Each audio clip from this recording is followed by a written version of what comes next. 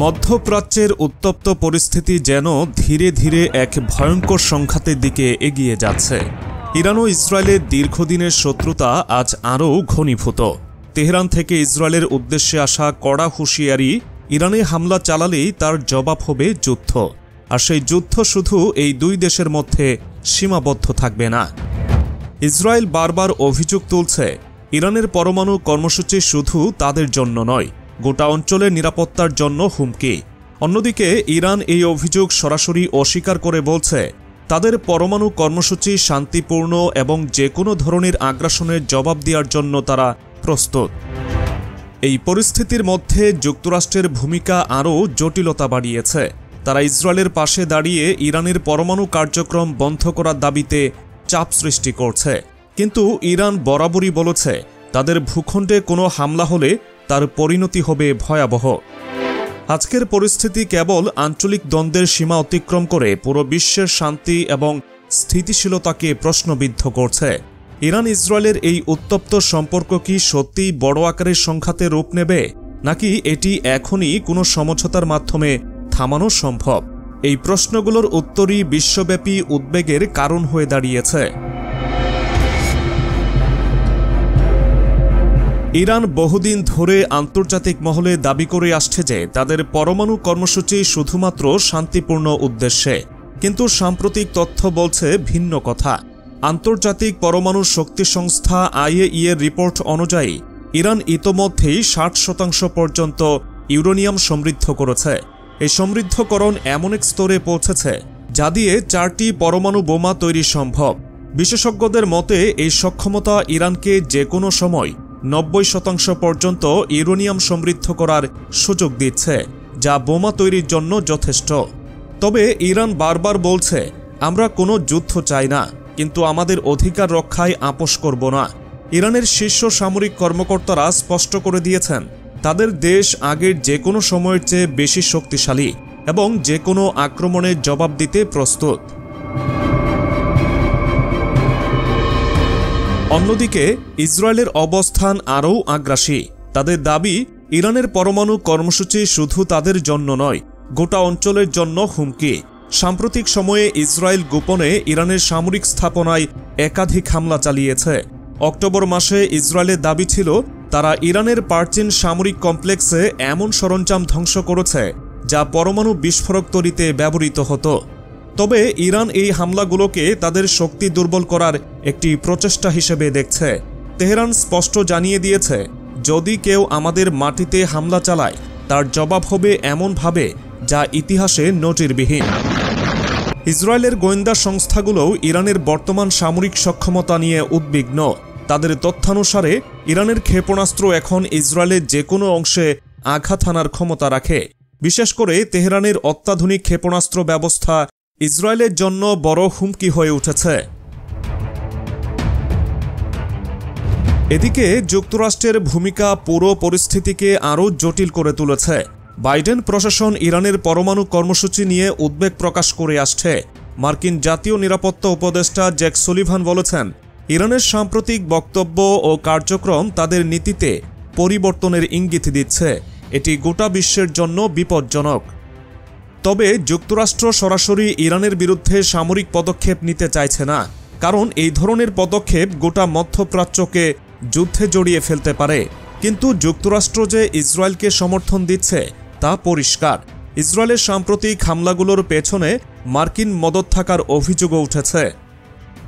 Iran অবশ্য যুক্তরাষ্ট্র বা ইসরায়েলের এই ধরনের ষড়যন্ত্রে মোটেও ভীত নয়। ইরানের সামরিক বাহিনীর একজন মুখপাত্র বলেছেন, আমরা জানি কারা আমাদের পেছনে ষড়যন্ত্র করছে, আমরা তাদের চিনি এবং সময় মতো তাদের জবাব দেব।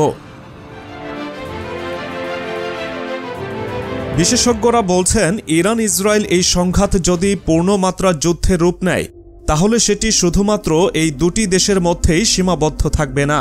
এর প্রভাব পুরো অঞ্চলে ছড়িয়ে পড়বে। এমনকি যুক্তরাষ্ট্র, রাশিয়া এবং চীনের মতো শক্তিগুলোকেও এতে জড়িয়ে ফেলতে পারে। ইরান ইসরায়েলের এই উত্তপ্ত পরিস্থিতিতে প্রশ্ন উঠছে, এই সংঘাত কি সত্যিই অনিবার্য? ইরান বারবার বলছে, তারা যুদ্ধ চায় না, তবে তাদের পররাষ্ট্রমন্ত্রী আব্বাস আরাকচির কড়া বার্তা স্পষ্ট করে দিয়েছে, যদি ইসরায়েল তেহরানের বিরুদ্ধে বেপরোয়া পদক্ষেপ নেয় তাহলে তার জবাব হবে পূর্ণমাত্রার যুদ্ধ।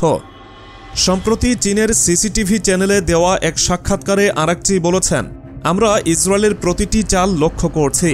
তাদের সামরিক হামলার যে কোনো প্রচেষ্টা মোকাবেলা করতে আমরা পুরোপুরি প্রস্তুত। কিন্তু ইসরায়েল যদি এই বেপরোয়া সিদ্ধান্ত নেয় তবে সেই যুদ্ধের পরিণতি তারা ধারণা করতে পারবে না। এদিকে ইসরায়েলের সরকার এবং গোয়েন্দা সংস্থাগুলো বিশ্বাস করে ইরান এখন তাদের ইতিহাসের সবচেয়ে শক্তিশালী সামরিক অবস্থানে রয়েছে। তাদের সমৃদ্ধ ইউরেনিয়াম, উন্নত সেন্ট্রিফিউজ এবং ক্ষেপণাস্ত্র প্রযুক্তি ইসরায়েলের জন্য বড় হুমকি।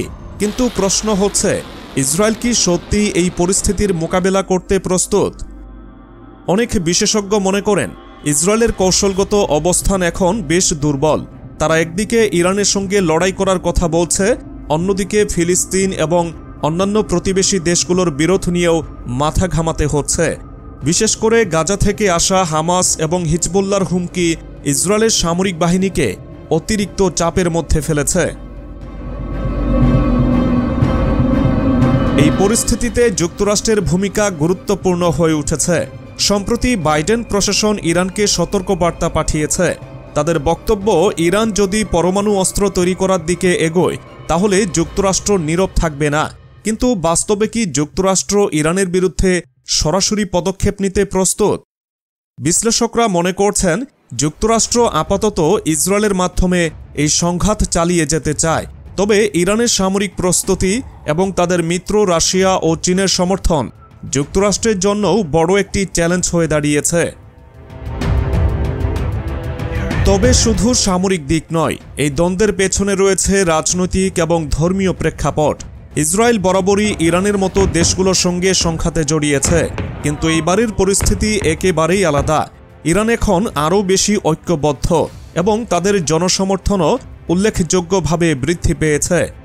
ইরানের জনগণ মনে করেন এই যুদ্ধ শুধু তাদের অস্তিত্বের লড়াই নয়, এটি এক ধরনের নৈতিক প্রতিরোধ।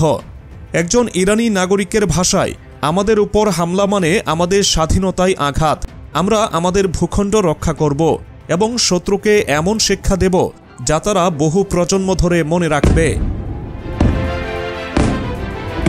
অন্যদিকে ইসরায়েলের সাধারণ মানুষও এই উত্তেজনা নিয়ে চিন্তিত। তারা জানে যদি ইরান তাদের ক্ষেপণাস্ত্র হামলা চালায় তাহলে পুরো দেশের নিরাপত্তা ব্যবস্থা ভেঙে পড়তে পারে। এই ধরনের পরিস্থিতি ইসরায়েলের সরকারের উপর চাপ সৃষ্টি করছে এবং দেশটির ভেতরেই এখন যুদ্ধবিরোধী আন্দোলন বাড়ছে। এই পরিস্থিতি কেবল ইরান এবং ইসরায়েলের মধ্যে সীমাবদ্ধ নয়, এটি গোটা বিশ্বের জন্য এক ভয়ঙ্কর সংকটের ইঙ্গিত। যদি এই সংঘাত শুরু হয় তাহলে এর প্রভাব শুধুমাত্র মধ্যপ্রাচ্যে সীমাবদ্ধ থাকবে না, এটি বিশ্বের অর্থনীতি, রাজনীতি এবং সামরিক অবস্থানে ভয়ঙ্কর প্রভাব ফেলবে। তেহরান বারবার বলছে, আমরা কোনো হুমকির কাছে মাথা নত করব না। কিন্তু ইসরায়েলের সামরিক উত্তেজনা, যুক্তরাষ্ট্রের আড়ালে থাকা কৌশল এবং ইরানের দৃঢ় অবস্থান সবকিছুই যেন এক অন্ধকারময় ভবিষ্যতের দিকে এগিয়ে যাচ্ছে। এই সংঘাতের শেষ কোথায়, সময়ই এর উত্তর দেবে। তবে একথা স্পষ্ট, ইরান যদি তার শক্ত অবস্থানে অটল থাকে তাহলে এই যুদ্ধ ইসরায়েলের জন্য সত্যি সর্বনাশ ডেকে আনতে পারে।